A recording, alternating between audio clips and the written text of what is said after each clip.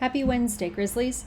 So yesterday, we learned about the secret passageway that Jimmy and Moose have.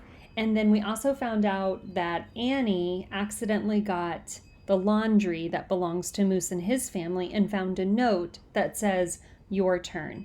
And Annie is really nervous about, what could happen because of this note and what Moose should do, although she has promised not to say anything.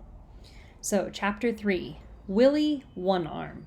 Same day, Monday, August 5th, 1935.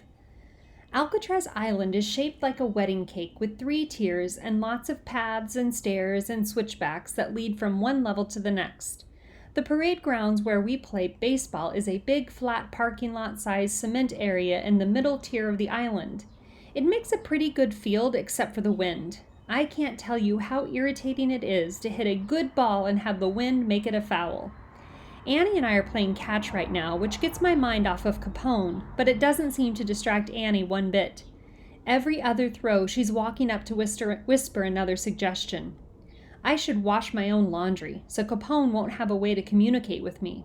I should talk to the people at the Esther P. Marinoff School. I should come with her to church. The priest will know what to do. I'm not even Catholic, I tell Annie as Piper flies down the steep switchback on her roller skates, her long hair streaming behind her, her dress flowing back so you can see the outline of her... Okay, never mind what you can see. She goes so fast, sparks fly from her skates. She shoots up in the air over a crack in the road and lands with a graceful clickety-clack-clack. We're not supposed to race down the switchback, but most of the grown-ups look the other way when it's the warden's daughter who's breaking the rules. No one ever races Piper, because she always wins, either fair and square or the other way. My mom says Piper is 12 going on 18, and not a good 18 either.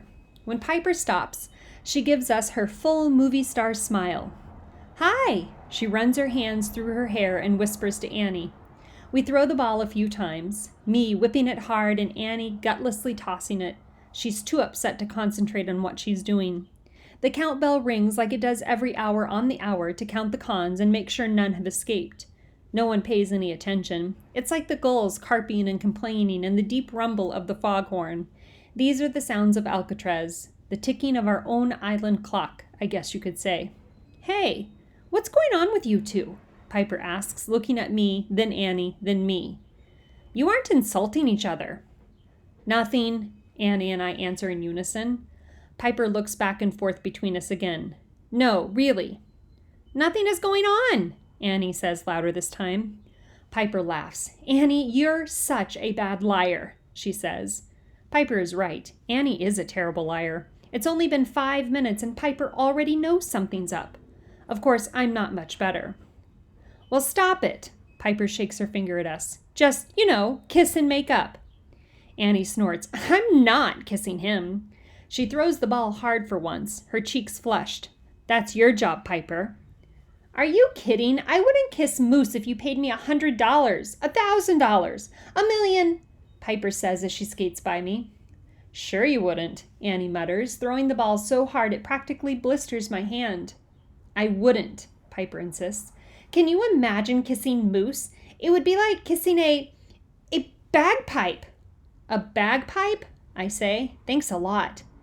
Hey, Moose, did you know Piper's got cons working in her house? Annie asks. Right, Annie. I roll my eyes. Actually, I do. Piper smiles brightly like her daddy just bought her a new puppy.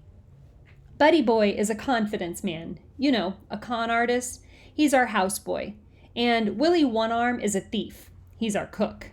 I stretch up to catch Annie's fly ball, stop it with my glove, then turn and face Piper full on. What are you, crazy? Her mom needs extra help. She's in a family way, Annie explains. Did you have to bring that up? Piper snaps. It's not a secret. One look at her and you can see. Besides, your father has been telling everybody in the universe. You don't know the half of it, so just shut up, okay, Annie? Piper growls. Wait. Piper's mom needs extra help from a thief? I ask. He's not going to steal anything, Piper snorts. Being a passman is the best convict job on the whole island. Why would he risk losing a job like that? I shake my head. Why would you break the law and get yourself locked up for life? You think these guys are logical? Piper puffs up her chest. Cons won't mess with the warden. They wouldn't dare. So what then? Your mom's going to hand her baby over to a one-armed felon? Hands up? I pretend to aim a pistol. I have a loaded diaper right here. Piper laughs. I like the sound of her laugh. I can't help it. I do. Rockabye baby in the cell house up top, I sing. When the wind blows, the cradle will rock. When the cons make a break, the cradle will fall, and down will come baby, handcuffs and all. I pretend to carry a tray with one hand, the other arm tucked behind my back. Where's Willie One-Arm's other arm? Think about that after he serves you your supper. Now Piper is doubled over laughing. I strum an imaginary guitar and sing, Where, oh where do the stray arms go? Where, oh where? Moose, stop it, okay? We have to talk. Annie barks. Uh-oh, she's serious. Piper mimics Annie, waggling her head. Annie glares at Piper, then her eyes find me. Oh, by all means, talk then, Piper says, her voice heavy with sarcasm. We don't need to talk, I tell Annie.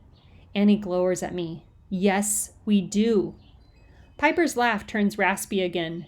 You guys sound like Bea and Darby Trixle when Darby forgot their anniversary.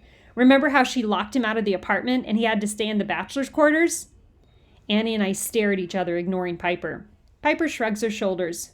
Okay, fine. Don't tell me what's going on. I don't even care. She pauses as if she's waiting for us to fill her in.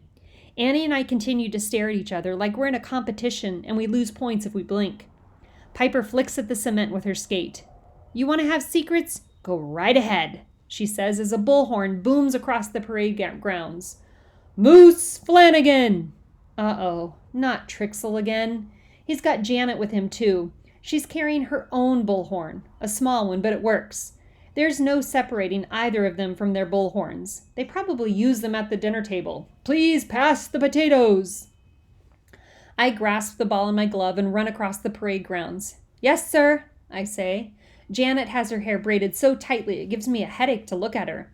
She stands behind her father, holding the bullhorn at the ready. Teresa says whenever they play together and Janet doesn't like something, she bellows into her bullhorn and her parents come running. You have a friend visiting today? Darby asks. Yes, sir. His name? Scout McIlvey. Trixle takes out his handkerchief and blows his nose. His jacket is too small. It pulls across his back, making his muscles bulge and his shoulders pinch together. He puts his handkerchief back in his pocket and looks down at his clipboard. Supposed to be on the 1:00 boat. You understand that you must get a signed permission for the exact boat a visitor is on. Yes, sir. And you must meet the boat your visitor is taking. Yes, sir. And keep your visitor with you at all times. Yes, sir. I'm not sure who let him on. What do you mean, sir? Who let him on? He's here now? I ask. Not now, no. Without the correct paperwork, I had to send him on his way. You sent him away? Janet can't cover her smile now. It's popping off her face. She lives for stuff like this. He's not supposed to be on the 10:00. What did I just explain to you? Mr. Trixle, please. Scott was here and now he's gone? He nods his pin head. Without the correct John Hancock, I had no choice but to... I'm practically flying down the switchback, my feet barely making contact with the road. But I don't need to get too far before I see the Cox, our ferry, on its way back to San Francisco. The boat was in the dock for 20 whole minutes before it headed out again. Trixle had waited until they weighed anchor to come find me. Of course he did.